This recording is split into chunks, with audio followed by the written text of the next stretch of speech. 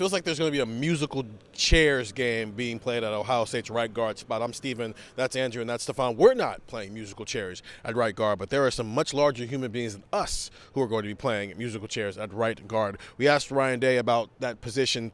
Stefan, first of all, what did he have to say about that right guard spot? And also, what do you think of the philosophy of maybe how they might approach that position in the next 2 weeks? The press conference kind of had an interesting direction where it started early on with you asking about Josh Padilla's status, and it sounds like he should be ready to go for this week. And then you also asked about Ethan Owinyawa and his potential to be a guy that factors in at right guard, and it seemed like Day was open to that. And then there was kind of some more questions about offensive line and how he felt they played against Purdue and this and that. And eventually there got to a question of, like, is there a chance that Tegra Shabola doesn't start at right guard? And that's when Day was like, all right, listen, guys, we're going to rotate at right guard until we figure it out. And I think that's probably the right approach right now. I think I go back to last season when Tegra Shabola struggled. Rotating at right guard was the solution, and it felt like Tegra was playing at his best when maybe he was only playing 30 to 40 snaps instead of playing 60 to 70 snaps. And if they feel like you can get that version of Tegra by rotating again, then sure, it doesn't really matter who starts. Maybe it will be Tegra, maybe it won't be Tegra. But if you're rotating, you're going to get the best version of Tegra. And if not, while you're rotating, you're going to find out how good Josh Padilla is, how good Ethan Owinyawa is. Try to get these guys some more reps, some more consistent reps. I think that's probably the best approach right now, because it's what we talked about earlier of, like, Tegra, his struggles are struggles, but it's not necessarily like Josh Padilla's won this job, like come in and just dominated and won this job, right? So there's still, uncertainty there. So I think right now you kind of have to rotate and see what you've got, over the course of the next, 2 games to ideally be in a good position going into the Michigan game. But if I were to predict right now, like mark down what I think the offensive line kind of looks like against Michigan in the playoff, I think it probably looks like last season where Tegra probably plays, 30 to 40 snaps, and someone from Josh Padilla and Ethan Owinyawa emerges and is kind of rotating there alongside him. I got distracted because Mike Basford, the SID, had some really dope shoes on. Jerry also had a pretty dope pullover on as well, so I got distracted by that thing. Andrew, 2 questions, because we know you don't agree with it. You've been saying you hate the rotation on the offensive line for years, and yet they did it. And there's a banner there, and then there's one there. But there's a rotating from strength and there's rotating from weakness. Which way does this sound? The way Ryan Day has been talking about the right guard spot, where it feels like even more people have gotten into the mix here. It's not even close. It's rotating from weakness. The other part is, does it matter? In what way? Like, is it going to cost them a game? The rotating? I don't know. I don't think so. The right guard position, maybe.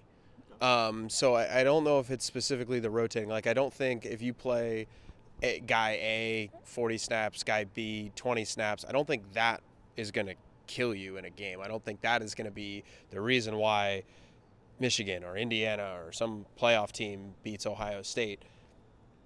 I do think player A and B could be that, right? I think when you combine those two things together. That's kind of where I'm at. I don't think it's necessarily a good thing that you are having to rotate. This team hasn't rotated at left tackle, at right tackle all year, presuming health. I know Ian Moore played against Purdue, but that was because Philip Daniels wasn't healthy. This team hasn't rotated at left guard. This team hasn't rotated at center.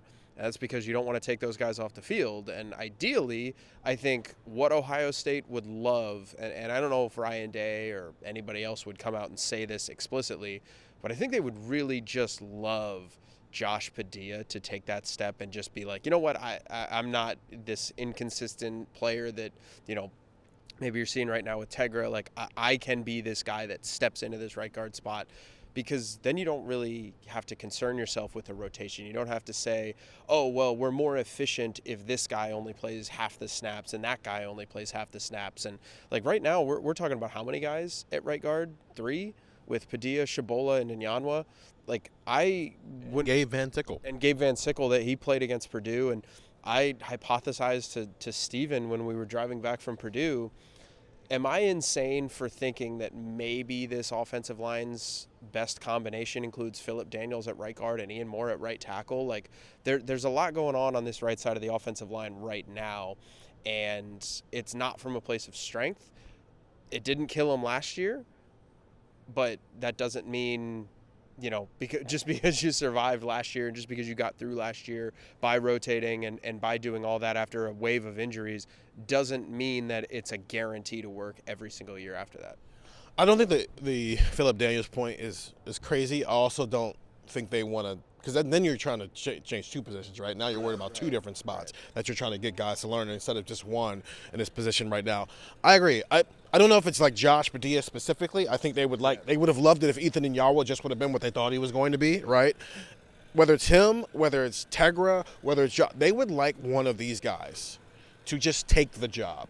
I do think there was a world that could have existed where Ethan and Tegra could have shared the role like they did the first couple of weeks of the season, and we'd have been like, okay, this is from a place of strength. You've got 6 guys that you trust, and there's one spot you can rotate those guys at. The moment Ethan and Yawa started moving down the totem pole and Josh Padilla started moving up the totem pole and Tegra Shabola kind of bottomed out on Saturday, that no longer became true. It no longer became like, this is an interesting rotation because you feel like you've got 6.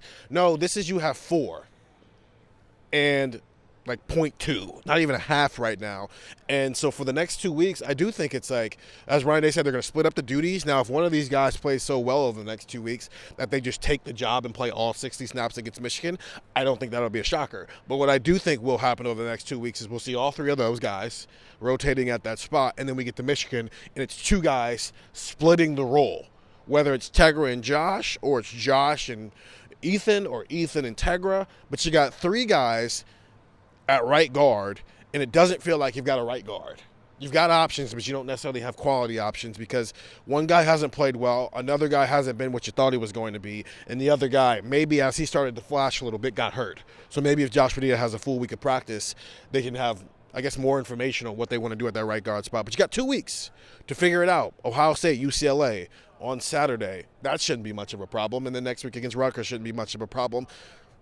With Michigan, I don't know if it's as big of a problem as it was last year because they don't have first-rounders on the interior, but they still are a better team than Rutgers and UCLA. Everything's a problem against Michigan. Right, but even if it wasn't, even if they weren't your rival, they're a better team than the 2 teams you're going to play over the next 2 weeks. Sure. So just like the threat level rises regardless. The fact that they're your rival just makes it from a threat level like 5 to a threat level 11. 47. Right? Yeah, just because of who they are, right? But get the text 614-350-3315, 2-week free trial, $3.99 after that. Ohio State, UCLA. First, they got to get through that game before we can start talking about Michigan, even though it is Michigan month. As he wrote last week, Steven, Stefan, Andrew, we're rotating. See ya.